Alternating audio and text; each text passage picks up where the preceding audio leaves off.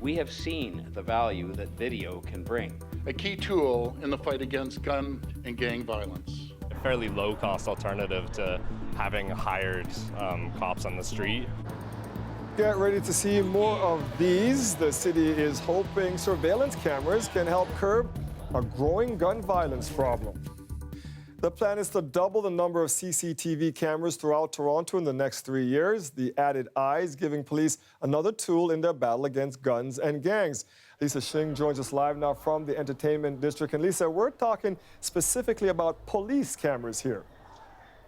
We are, Dwight. If you take a look over my shoulder, that box right there is an example of one of them. There are several in the Entertainment District where I am, 34 right across the city of Toronto. Now, with this new funding, we're going to see that number double.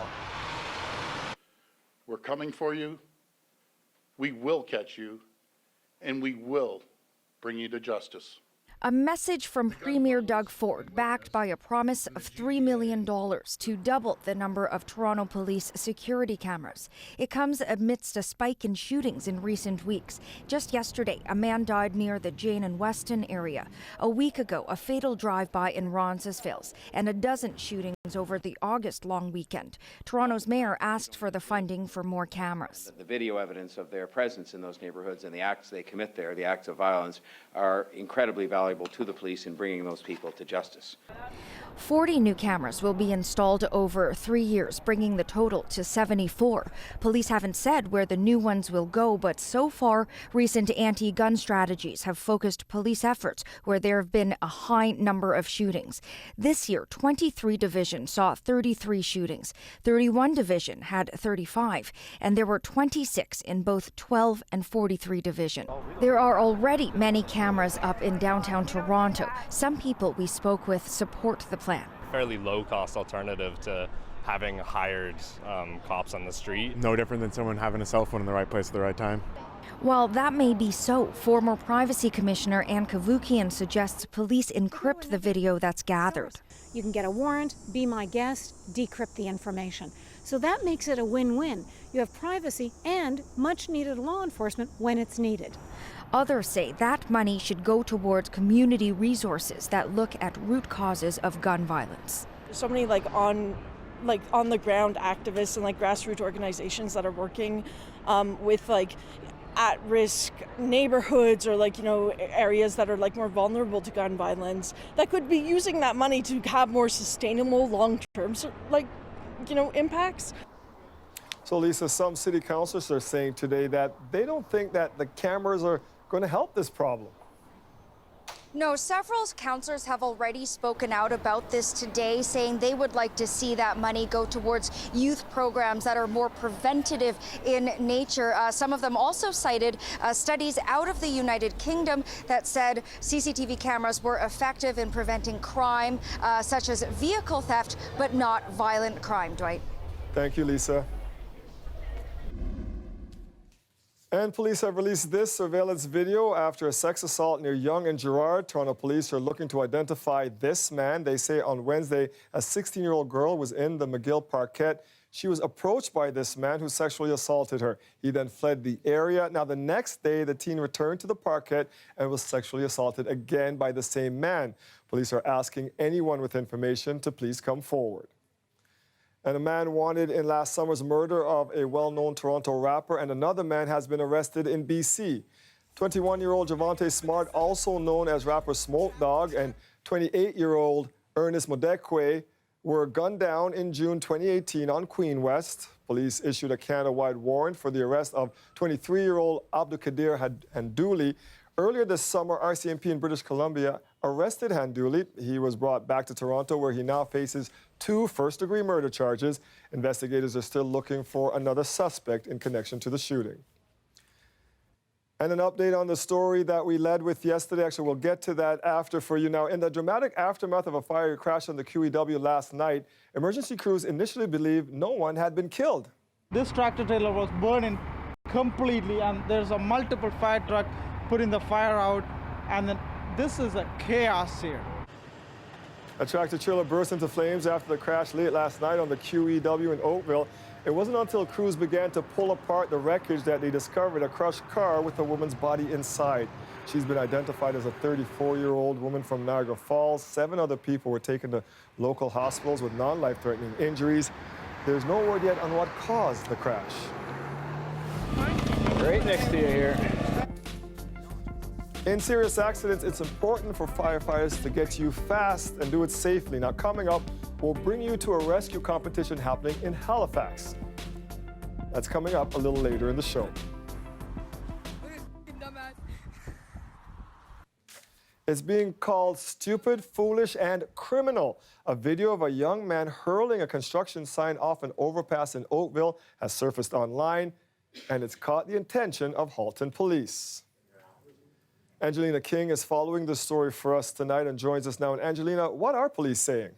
Well, as you can imagine, they're really concerned with a video like this one. They are certainly looking into it. As far as we know, nobody was hurt, thankfully, but this is extremely dangerous behavior. Let's play that video again. It's quite fast, but you get the idea. You can clearly see the man there with the right lane exit sign, kind of showing it to the camera before he deliberately tosses it over the overpass. We've blurred his face because police say there is potential he's under the age of 18, and officers have a message for those involved. It's an absolutely foolish thing to do. It's completely dangerous and it's criminal. You know, somebody doing this sort of thing could be looking at a criminal charge of mischief, endangering life, or worse if somebody were to be struck and hurt or killed. You know, we live in an era where people do crazy stunts for YouTube to try to get, you know, clicks and likes and that sort of thing. So I can only assume that this is something along those lines. The video doesn't show exactly where the sign lands, but police say it was thrown toward oncoming traffic of the eastbound lanes of the busy QEW. Investigators don't know exactly when the video was taken, but they do know where it happened, on the Winston Churchill Boulevard overpass in Oakville.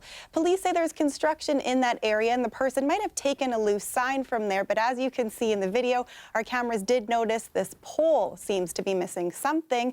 Investigators are trying to determine who is in the video, as well as the person who is filming it. They're asking anybody with information to contact them. Oh man, that is so dangerous. Now, this will likely remind our viewers of another incident similar from earlier this year.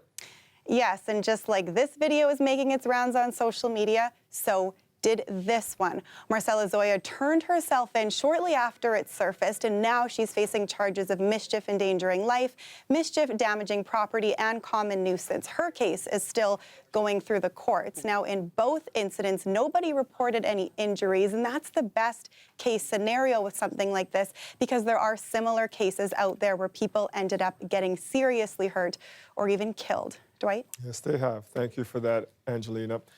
An update on the story we led the show with last night. Police say the 3 women and a baby who were taken to hospital after a major crash at Bain College are now in stable condition. Investigators say a 54-year-old man was driving an Uber northbound on Bay when he crossed the intersection on College, allegedly disobeying a red traffic signal. Now, the vehicle then struck 2 women walking through the intersection before hitting 2 other vehicles going west on College. While it's not known if the Uber driver was on the job at the time of the collision, Uber says they've removed the man's access to their app and are working with police. And police say charges are pending. So this has been a particularly dangerous week on our roads. In 3 separate incidents, 2 pedestrians were struck by cars and killed, and several others were injured. Now, some people are so fed up they are taking matters into their own hands. Chris Glover is live at Woodbine and Danforth. And Chris, that stretch of Danforth looks very different tonight. It certainly does. This portion of the street has been taken over for a pedestrian-only area, and you can see there's some kids enjoying that tonight. Then there's this area that is a protected bike lane. They're hoping that this encourages a conversation about safe streets and accelerating new street design. But if we pan the camera over this direction, you'll see the impact that it's having on traffic. Traffic is backed up for quite a while, and it gives you a sense of why we're seeing so much opposition to this temporary pop-up. Here, just as I happened to be riding past, it was May 20th, 2015. I'll never forget that day.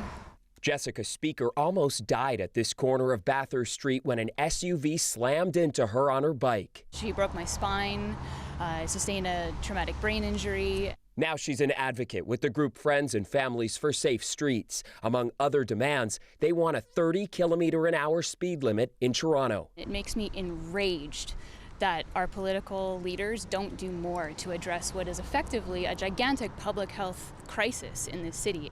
Over on the Danforth, a safety experiment paid for by private citizens and approved by the city. Can we all agree that we want to have no lives lost on our streets? If we agree on that, then we have to understand that the status quo isn't working. Their demonstration includes a protected bike lane and pedestrian-only area. Both measures are part of the city's Vision Zero initiative to curb deaths on Toronto streets. And you call this life-saving infrastructure. Why? Yes, because we know the research shows that when you're physically separated... Even as we were interviewing her, outraged people let her have it. I think it's disgusting that they're taking up city streets to put in bike lanes. It's awful. I don't like it. Yeah? Because I work in a bar, right? And people can't park there and you come drink. So that's my opinion. I just don't like it. So, and you're saying that you're on a bike right now, but you still don't like this effort here. Not on Danforth. Conflict is part of change. But she says the resistance isn't stopping them, especially in a week when 2 pedestrians were killed in 3 separate crashes and several more were injured, and in a year when we've already seen 19 pedestrians die. Plus, the 10-year trend of pedestrian fatalities is bad, hovering at or below 30 people killed 10 years ago, now hovering around 40 pedestrians killed a year. That's despite Vision Zero being approved in 2016. Neighborhoods have long pushed for safer streets. In 2014, people in Leaside put up lawn signs after 7-year-old Georgia Walsh was hit and killed while walking. How are you doing now? I mean, you look great. Oh, thanks. Constant back pain. Gee, yeah. You can see I'm a little traumatized, so things like that, it's completely terrifying. Advocates like Speaker hope their ongoing trauma will help convince others to accept a complete rethink of how Toronto is designed. So lots of people are here tonight at the kickoff of this initiative that was privately funded by a Toronto woman who gave $200,000 for this initiative. She wants to remain anonymous, but I can tell you that a friend of hers had her husband die just last year, and she wants to make sure that no other families have to face deaths due to unsafe streets. And that's why she and many of these advocates here tonight are so passionate about this. This is the first of 3 demonstrations like it, Dwight. There's going to be 2 others at a later date that's yet to be selected, but I can tell you one of those is going to be in North York and the other one will be in the city's West End. Those deaths are avoidable. Thank you for that, Chris. It is absolutely surreal to be here and to be a part of what is happening. This is history. 400 years ago, a ship carrying slaves arrived in Hampton, Virginia, and today a group from Toronto is there commemorating the occasion. We'll take you to Virginia in just a few minutes.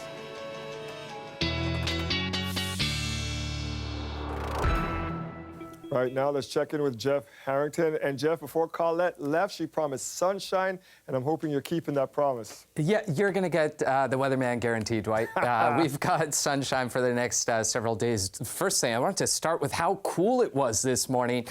12 degrees was our lowest temperature toward the east end. Look at that. We had a 10 in Kitchener. Much of the same can be expected tonight. Right now, we're at 22. We actually got to 23. We should be at 25. Sorry, I'm throwing a lot of numbers at you right now. Our average, there we go, is 25, and we made it up to 22.7, so we round that up to 23.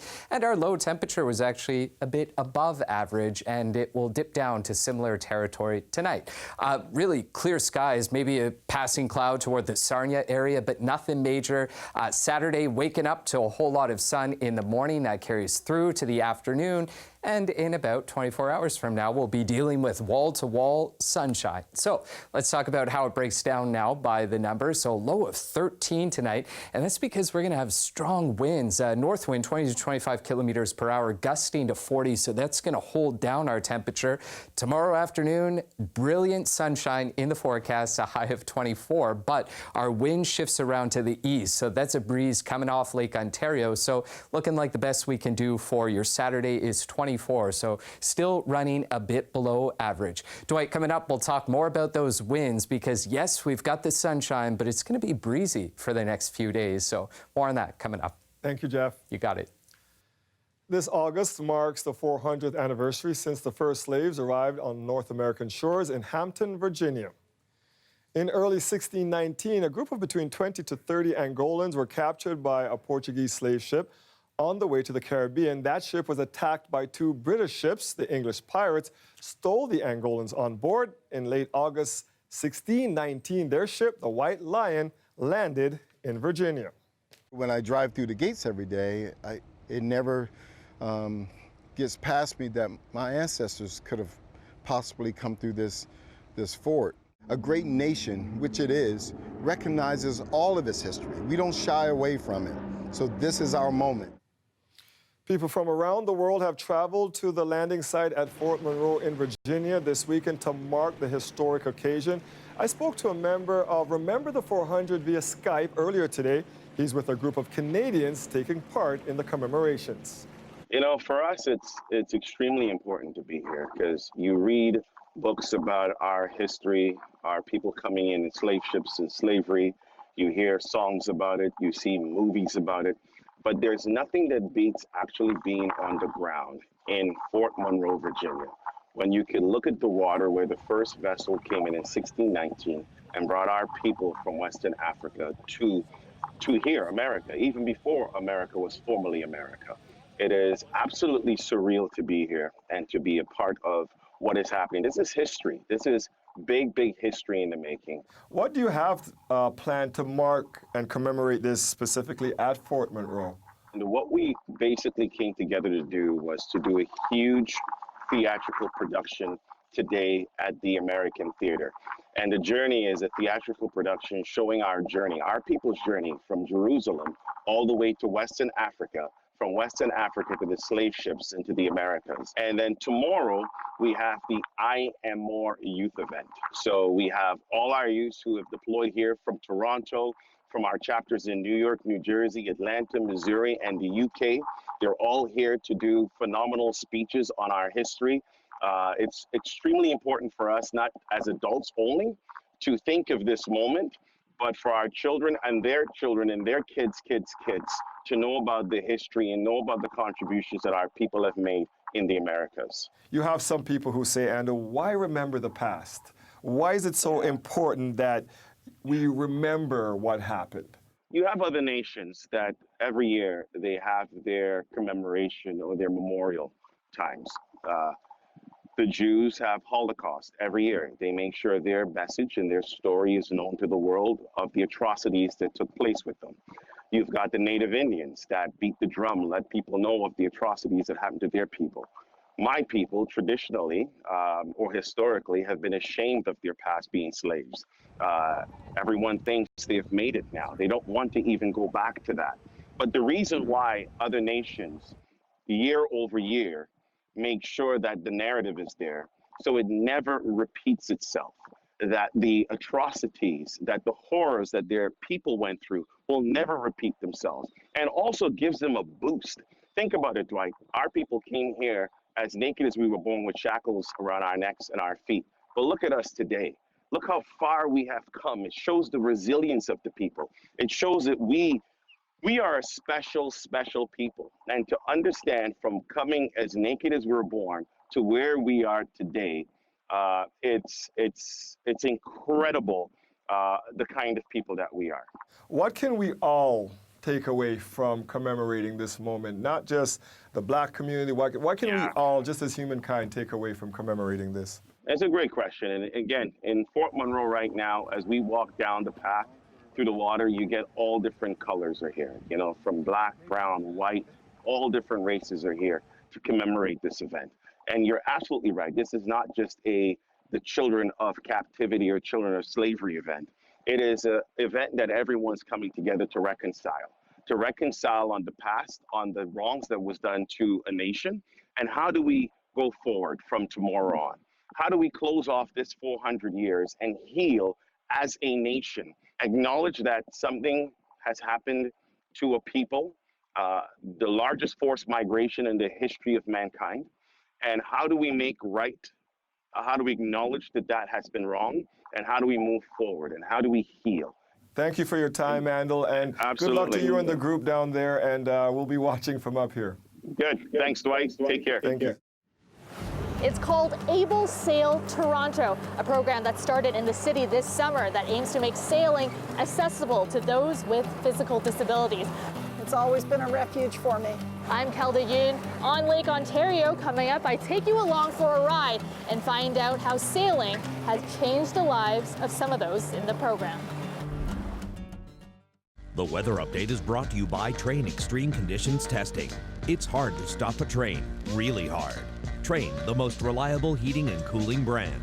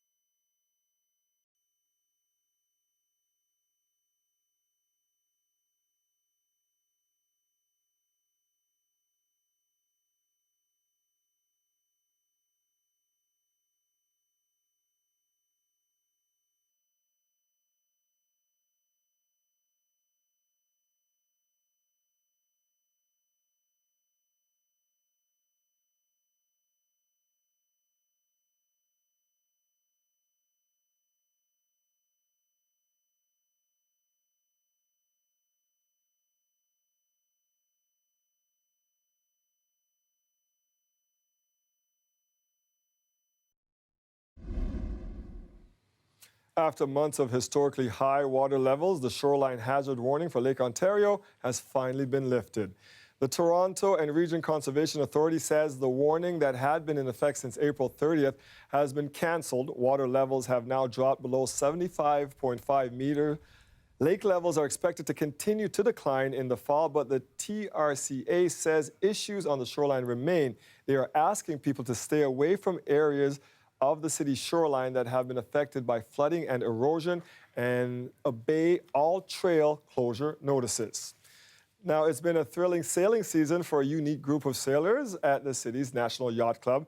They are part of Able Sail Toronto, a program that launched this year to give those with physical disabilities the chance to experience the thrill of sailing on their own. Kelda Ewan went for a ride. Oh, I feel absolutely safe, absolutely tranquil. It's always been a refuge for me. Jacqueline Chernecki has been sailing since she was 12. But there was a time when she thought she would never be able to do it again. It's a full body workout once you get going. Almost 20 years ago, a serious fall left her right arm and hand with limited mobility. It becomes quite painful, and I can't feel my hand properly. When she finally did get back on the water, hope was reborn. Life came back. And she wanted those like her to experience that same feelings. That was awesome. So she helped launch Able Sail Toronto. Among the program's 20 members is Linda Clark, an experienced sailor who was diagnosed with ALS 8 years ago. 2 years ago, she lost her ability to speak. She now uses this electronic device to communicate. I had to find a way to sail again. And you did. A rig with a harness lifts her into a boat specially designed for those with physical disabilities. So this is an unsinkable, untippable sailboat. An electronic control system adapted into the boat makes it easier for Clark to sail. Without these boats, it would be much harder. It would be almost impossible. What do you love most when you're out on the water sailing? The freedom it gives me, and I can leave the wheelchair behind. Others feel the same. When you have physical disability, it inevitably puts a lot of cannot in your life. I cannot do this, I cannot get in there, but sailing put a lot of this beautiful cans. Like I can harness the wind, make it take me in the middle of the lake, fly on the water. What is it like when you guys are together out on the water? It's crazy. 2 car accidents left Candace Drescher in constant pain, and a botched knee surgery left Jay Allison, who has cerebral palsy, in a wheelchair. But when they're on the water, you forget that you even have a disability, that you're even in a chair. Your life is the way it is because of your chair. You're out there and you just feel human, normal. There's no greater feeling. And you know what? At that point, there's, no disability. We're totally enabled. the sailing season wraps up at the end of the month. The program hopes even more people will join next year. Everybody should be able to experience this. Just have to make your own path and go through it the best way that you can. And nice. That was refreshing. That happens too. That was very refreshing. So anything can happen at any moment, and it's just a lot of fun. Kelda Yoon, CBC News, Toronto. If you've ever wanted to try an e-scooter, you might have your chance soon enough in the Distillery District. I'm City Hall reporter Lauren Pelly, and I will tell you why coming up.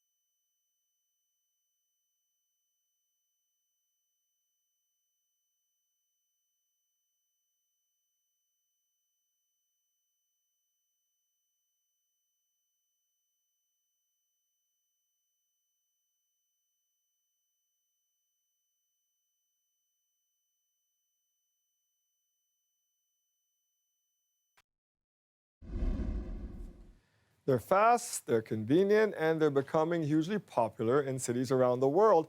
And CBC Toronto has learned an e-scooter pilot project is launching here in the weeks ahead, even though regulations still need to get up to speed before residents can use them. City Hall reporter Lauren Pelly joins us live from the Distillery District in front of something more familiar to most of us, a bike share stop. So, Lauren, how will e-scooters compare? Well, right now, we know bike sharing is popular in Toronto, and there's around 460 or so of these spots across the city. But what's popular in other cities, the next big thing are electronic scooters. And we've learned that there is a pilot project that's going to be coming to the Distillery District over the next few weeks. So you might be able to get your hands on one of these pretty soon. And that's good news to some of the early adopters who say these are a great way to get around the city. Grabbing lunch can be a trek for people working far from public transit. So one Toronto company bought an office e-scooter. It's much easier than having to hop in and out of a car, find parking. It's actually usually even quicker. Employees can also borrow a shared helmet. Good protection since this scooter can hit a swift speed of 25 kilometers an hour. The company's co-founder says staff are loving it. It's a lot of fun to use. It's actually the part of the journey is how much fun it is. It's super convenient for the office. It's easier than I thought. While e-scooters are growing more popular in Toronto, there's a debate happening over whether or not they should even be allowed in the city. Right now, provincial legislation means e-scooters aren't legal to ride on Ontario roads, only private property. That roadblock led Waterloo to wind down a recent pilot project, while Montreal is just getting started. Hundreds of scooters are now available for rental through an app, and users can drop them off at designated locations.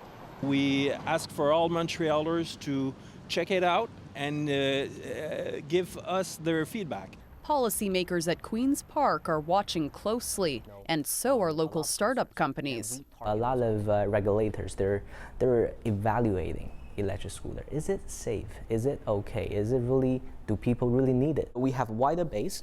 Toronto-based Roll has developed a rental app and customized scooter, which has a lower maximum speed for first-time users. Next month, they're launching in BC instead of Ontario. We have to do a lot on the regulation changes in order to have an electric scooter on the road.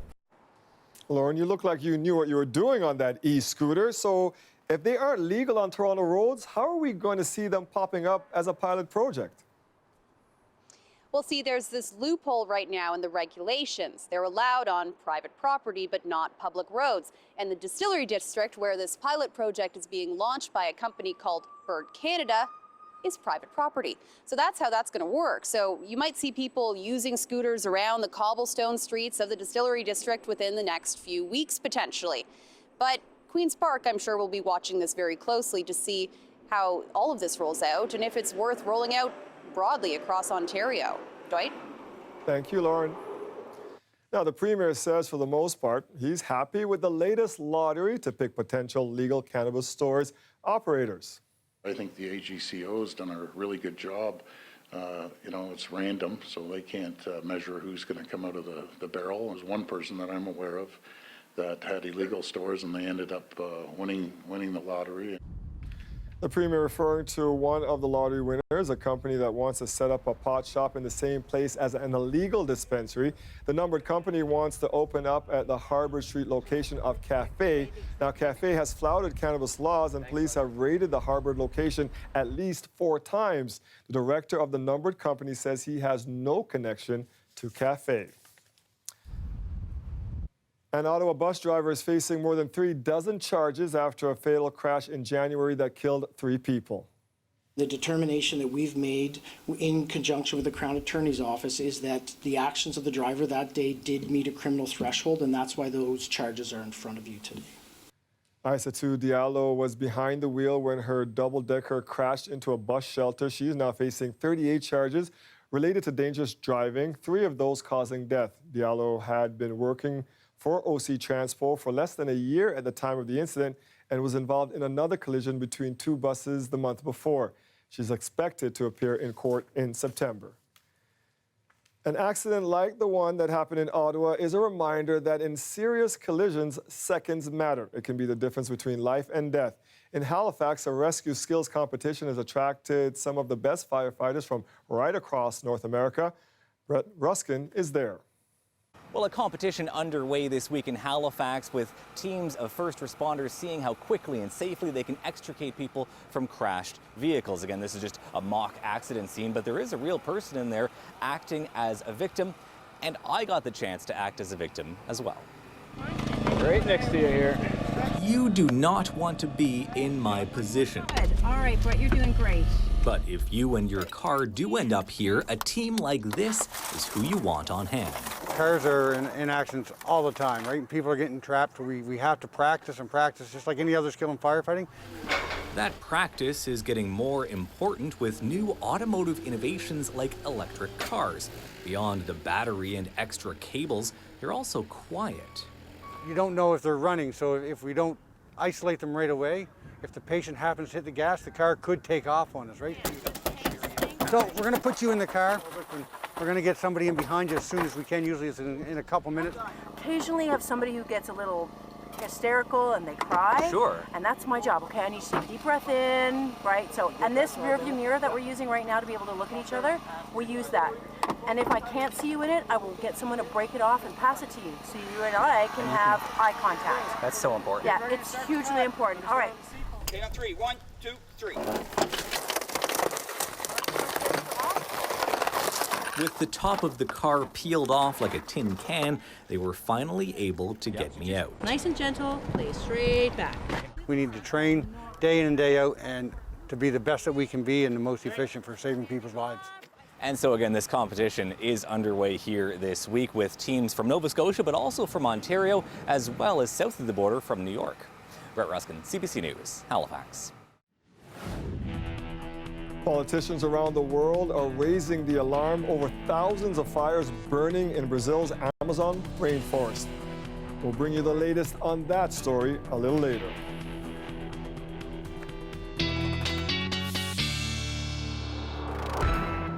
Right around the world, people keeping an eye on the rainforest right now. Jeff, you are keeping an eye on the weather here at home. Yeah, and it's calm and fresh, Dwight, really, for the next several days. In fact, you get my weatherman guarantee. We've got plenty of sun on tap. A really quiet pattern sets up, and this will carry through right until late Monday, Tuesday, which I think is our next shot at rain. It's not going to be a large amount of rain, but that's really when we disrupt the weather pattern. Temperatures right now, Goderich was 19. We've got some teens there. Mount Forest 18. Barrie at 18 if you are getting out of the city for the long weekend, or the long weekends next weekend. For the weekend, I should say. At 21 right now in Windsor. Show you the humidex, and really not much to speak about. Feeling 23 in Windsor right now. The winds have been a factor, though. So coming out of the north, we're seeing gusts toward the east end, Oshawa, 41 kilometers per hour. Getting some pretty good winds at the airport, too. And that will continue through the overnight. So I'm going to take you now to midnight, so technically into Saturday. And these, now keep in mind, these are wind gusts, pretty close to 40 kilometers per hour for the city. Still breezy out toward the east end as well. And these are north winds, so that's really going to keep our temperature down. Winds back off some as we head towards Saturday, and they'll shift around to the east by Saturday afternoon. Still a bit breezy towards southwestern Ontario. What's ahead? Not a lot. You'll be hard-pressed to find clouds into the sky tonight. Sunshine for Saturday morning. That carries through to the afternoon and evening. Another clear night on tap for your Saturday into Sunday, and Sunday we're looking at more sunshine. Again, I'll show you in the 5-day forecast when I think we'll disrupt this pattern. So overnight then, down to 13 for the city, 11 for Markham. There's those gusts at about 40 kilometers per hour. Maybe a bit more cloud cover around the Golden Horseshoe, and your high for tomorrow, 24 in the city, 25 for Oshawa, maybe a bit more cloud cover north and east, and winds east, 15 to 20 kilometers per hour. So that's a breeze off Lake Ontario, which will keep our temperature down a bit. Here's your 5-day forecast. So plenty of sun, but also breezy conditions, and we're going to lock our temperature into about 24 until late Monday into Tuesday. Dwight, we're going to disrupt this weather pattern with a bit of rain, but the next several days is looking fantastic. Yes, it is, and we'll take it. Thank you, Jeff. See you soon. We host lessons for girls ages 4 and up. We also do lessons for women, and then we do events and contests, and everything's female focused. All women, all passionate about skateboarding. Coming up, we'll introduce you to Babes Brigade. Stay with us. We'll be right back.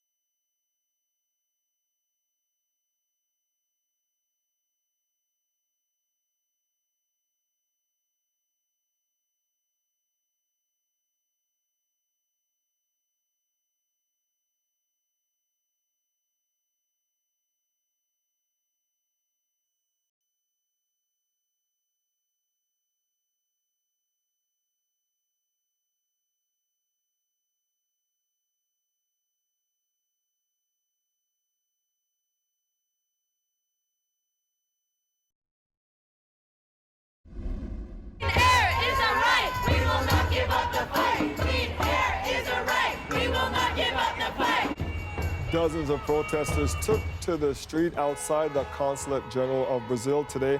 They are calling on that government to stop the fires that are burning in the Amazon. Some of the demonstrators were also calling for people to go vegan, saying much of the deforestation that's occurred in Brazil has happened to make way for cattle pasture.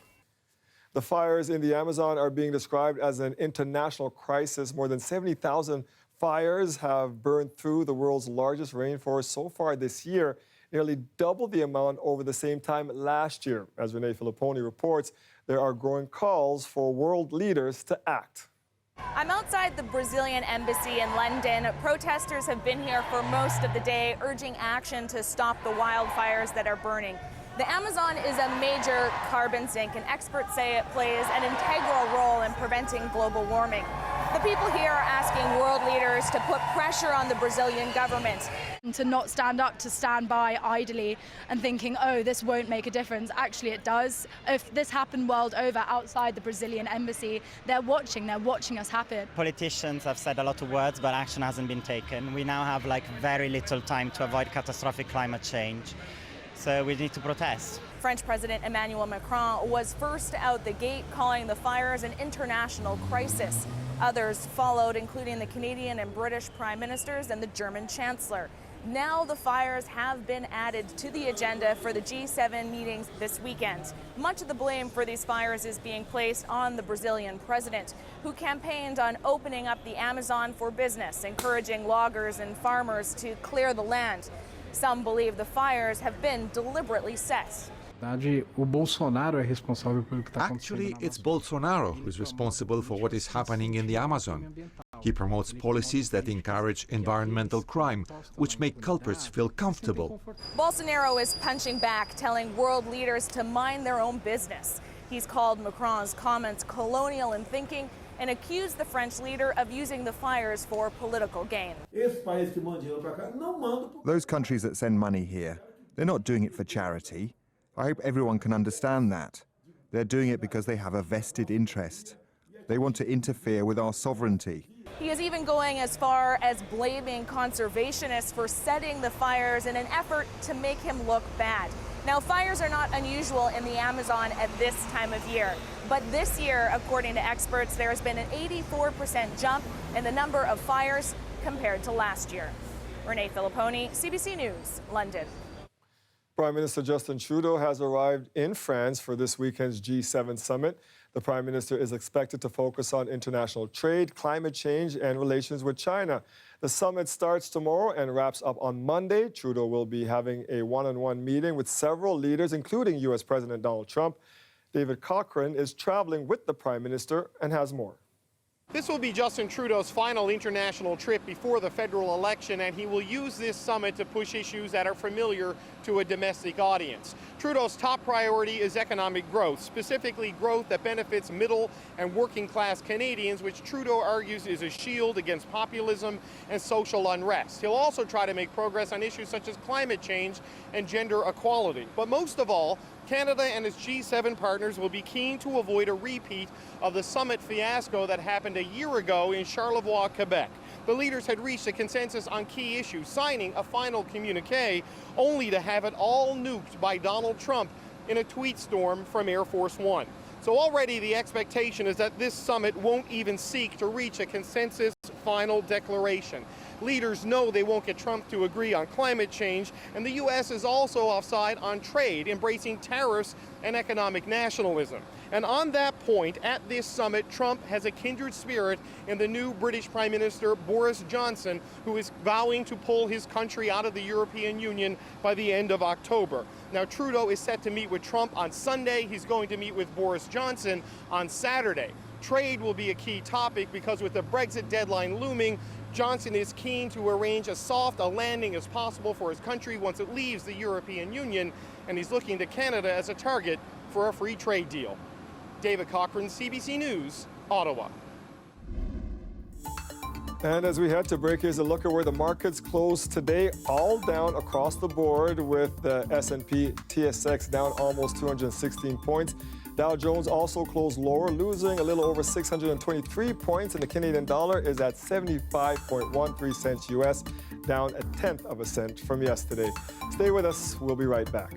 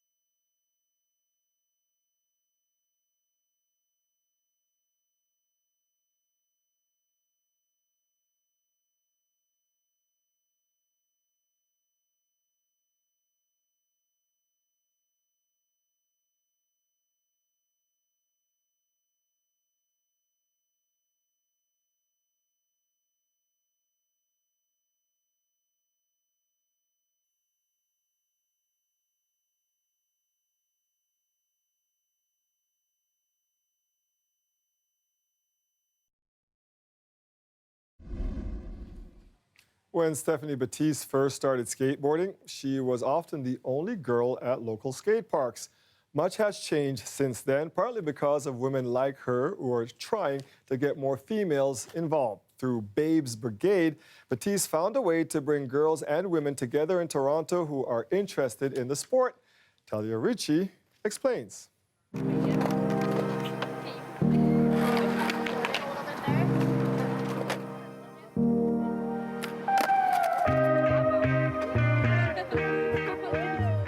Babes Brigade's a women's skateboarding company based in Toronto. We host lessons for girls ages 4 and up. We also do lessons for women, and then we do events and contests, and everything's female focused. And why do you think there was a need in the skateboarding community to have a female-focused group like this? Well, I knew there was a need because it didn't exist at the time when I started it about 4 years ago. And it was kind of just like a simple idea for me personally to like meet other women that skate, because I would like once in a while see like one girl from BC or like another girl just passing through, and we never had a way to kind of like stay in contact. I feel like now more than ever it's really blown up. A lot of that has to do with visibility. You're seeing it in commercials, you're seeing it in cartoons, you're seeing it in movies.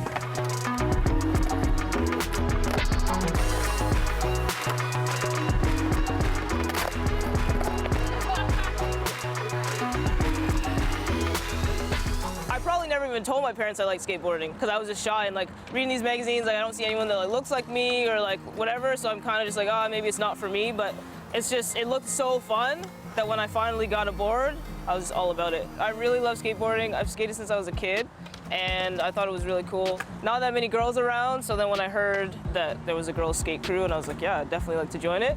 I think we need groups for girls and women just because we need to build support with each other, like togetherness, in order to feel, well, I feel, in order to feel empowered as women. There's a lot of boys around, and girls like can also really join in for the boys who also skateboard at a skate park. Girls can kind of like learn how to skate and just like have a teacher who is like a girl who they're comfortable around. Not just allowed boys skateboarding, there's allowed girls too. It's not just boys that can do everything, it's girls too. And so I think it makes it more fair. Beyond a sport and like learning this new sport, what else is Babes Brigade? Like what other words would you use to describe it? A safe space for women, a community. I just want to inspire more women or girls to take chances, to do what's never been done before, even if you haven't seen it done. So yeah, it's definitely beyond skateboarding. You can catch Talia Ricci's full story this weekend on Our Toronto, Saturday and Sunday at noon, and Monday at 11 a.m.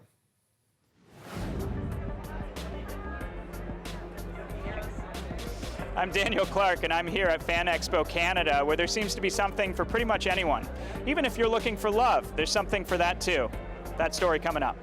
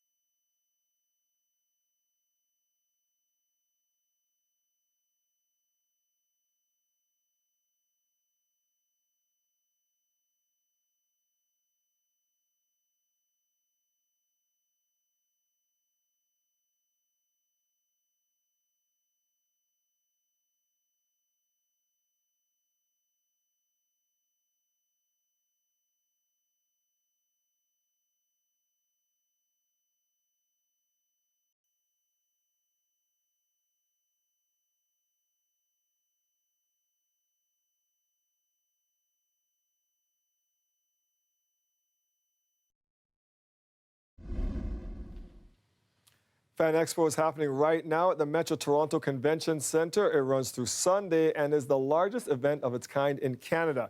Whether it's dressing up as your favorite Harry Potter character, competing in a cosplay competition, or maybe you're going there to find love. Well, actually, there's an event for that too. It's called Geek Speed Dating. Danielle Clark explains. I'm here for speed dating. I've done it a couple other times at other cons, but I've never done the one at Fan Expo, so I was just trying to check it out and see what's up. There were some cute people here. there was a lot of the same questions a lot, so it was hard. You only get 2 minutes, right? Like, it's so fast, and a lot of the same questions over and over, so I was trying to like branch out and try to ask other things, but it's just really hard because it's so fast. When you're doing a speed dating thing at a con like this, everybody's already interested in the same stuff as you, so you can kind of skip past all of that stuff and go straight for like other things that they're into, so you get a lot more in-depth a lot quicker. A hit or miss. Some people have different interests, right? Fan Expo is very diverse. A lot of like gaming, horror, like anime. It's a big tent. Yeah, it's a big tent. There's no better place to connect with fans of geekdom and the genres that we're all big fans of. You get to see everything here. Anime, comics, movies, TVs, it doesn't matter. Everybody here's a fan. Content is great and getting fans and stuff, but having those kids come up with that smile on their face and having them make that emotional connection with you, there's no feeling like it in the world. I was bugging Mr. Harrington. I'm like, what costume would you do if you... And you know what? I'd have to agree with you. I'd like Batman, too. We'd do Batman. All right, sunshine this weekend. Yeah. But not as warm as it's been the last little while. Yeah, it's nice. It's comfortable. That's what we'll call it. Dry air mass in place, Dwight. So, yeah, it feels... Look at this. It's a bit cool overnight, 13. And watch out for those breezy winds. They'll gust up to 40 kilometers per hour for your Saturday. Look at that wall-to-wall sunshine, 24. And that's an east wind, so off Lake Ontario, a bit breezy at times. But you're right, Dwight. Cooler conditions, and that's really going to be the trend for the next several days.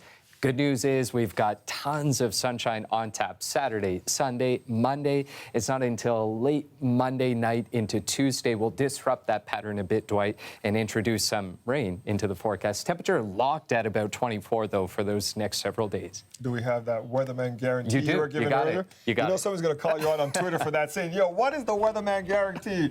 Thank you for watching. Talia Ritchie has your next local newscast at 11. We'll see you back here on Monday.